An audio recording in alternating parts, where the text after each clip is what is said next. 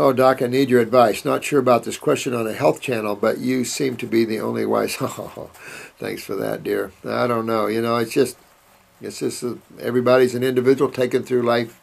I've just taken through life this way, but you begin to see what I'm talking about, why it's important that we all work together and that the time is now. And I've just kind of been waiting, and now is the time. We must go forth and conquer. There's no question about it. I have forgave everyone in my life for harm done to me in the past. The only one I can't forgive is the Creator for putting me down here in a meat animal body. I realize this is possible karma on my end, but I find it so hard to be in my body. This has been very, very difficult the last 4 years. To me, the Creator is infinite, so how do I forgive the infinite source? That's an interesting question.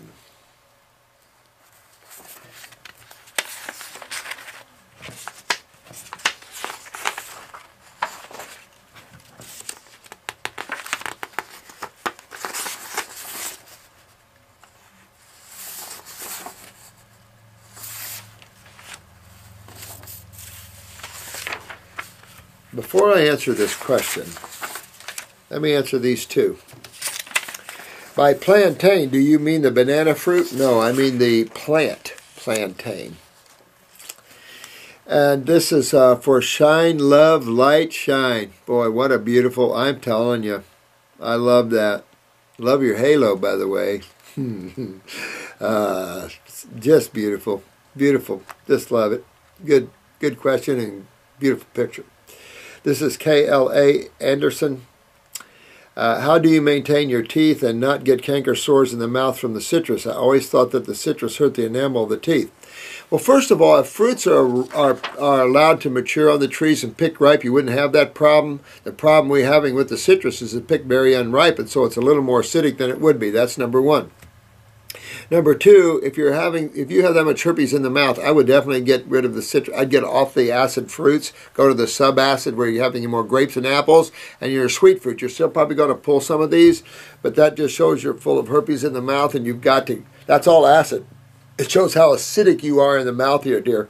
So you've got to move your lymph, get your GI tract cleaned out, and get your kidneys filtering, and start moving your lymph up in here and clean all this out. I remember, I think this is the first time that I'd had a little meat after I was so raw.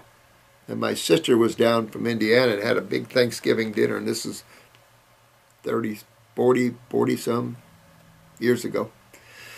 And I told her I'd been all raw, but she fixed a big turkey and everything, and I went with some friends, and that turkey smells so good. You know how that is. So I had a little bite of turkey.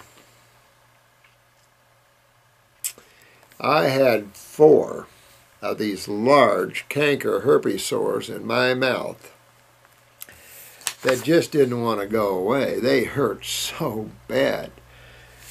I realized I didn't think the meat line was going to be appropriate anymore for me, obviously. Very aware of the canker sores. I'm one of those smallpox herpes guys with the canker sores, so I got rid of all that. I detoxed myself, and I don't have that problem anymore, but I tell you what, I would say this. I won't say that. I'll say if I did too much pineapple, I would start to feel it. My body hates acid. I just can't stand anything acid. Big and Princess. I would suggest that on the spiritual side, that you turn your thinking around and you realize you're here for a mission. You're here generally not for yourself.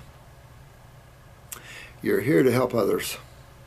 And the knowledge that you're getting and the knowledge that you have, if you'll start tuning into that, you have a beautiful gift to give. You know you're not from here. You know this is a hellhole. And so does a lot of other people. Sometimes they need a little tap on the shoulder to remind them that. And that's where you come in here. Learn out-of-body travel if you can, so you're not stuck in your body. You can leave as you wish, but you might be stuck because they know you will leave as you wish. And you might want to look at it as you're here as a vehicle for yourself. You know, you have to understand that not forgiving God is not forgetting yourself, because that's what all life is God in expression. In expression. God is expressing itself. You're thinking something that's infinite.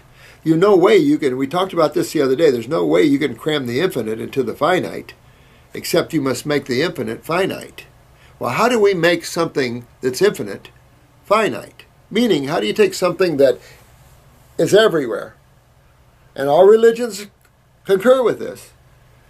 How do we take something we know that is an infinite being and yet make it fit into creation, make it fit into finite? You can't. It itself has to be finite and infinite at the same time. How can that be? You, me, every blade of grass, every plant, every animal. It's just the Supreme Being expressing itself. So when you're mad at the Supreme Being, you're mad at yourself. What are you here for, honey? What is your job? What's your focus? What do you have to give to this world? Because at a certain point when you wake up, you're no longer here for yourself. Notice that? And you have to break that self. That's your next step, sweetheart, is you can't care about yourself anymore. Let it go. Become the infinite while still using a physical body. That's your secret. You're aligning yourself too much to the finite. Be infinite. And just don't recognize your finiteness. You can walk around this earth being infinite, even though you're working with the finite bodies. It's not just the physical body that's finite. The astral body's finite, the causal body's finite. Even the mind is as much ecstasy and oneness as cosmic consciousness affords you. It is still finite to a certain extent. So you must go beyond all these levels. And the only way to do that is stop thinking, stop wanting, stop desiring, start caring for anything in creation. Start being infinite, being love. Don't identify with the finiteness of your body, so you got one. Who cares? You're just using that to reach others. God has to waken itself up. It's created such a good drama that it forgets itself. And it's just you and I waking each other up to our divinity, who we are, which is God, in expression. Not egotistically, in expression. And everything is the same. Jalaluddin Rumi's poetry is great at learning that. Rumi, famous mystic poet, saw God in every atom, everything. Everything it met was God. That's where you got to get. Be divine yourself. Be the infinite one yourself, because you are the infinite one. And just enjoy your body. Start giving through those bodies. Your sukkah is right here, right now. Not in the future, not out of body. It's only found right here. And that goes for each and every one of us. The now, right here, right now, is the only time you'll find your divinity. Outside of that, you'll miss your mind and miss your emotions. And that is your ride. If you don't like that ride, get beyond the mind and the emotions and start operating from your highest perspective, you as soul, the infinite one, the one that does not use thought, doesn't need knowledge, doesn't need maybe a little wisdom, but that's still all God in expression. Once you tap into that, sweetheart, you'll no longer feel that way. I don't want to be here either, and yes, you'll hear me say once in a while, hellhole.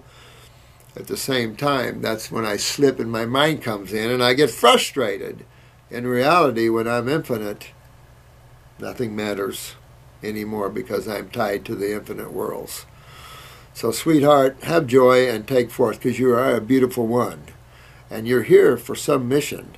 We're all here for a mission together to work, or we wouldn't be together in this moment.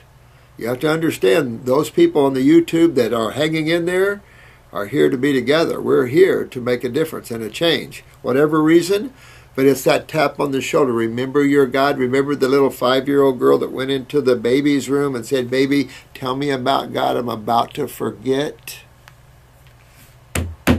Don't forget. I love you all. You all have a great day, and I hope Chris gets up this soon for you. May the blessings be to all of you great souls. And get your health together, guys. Keep it coming, and go forth and conquer.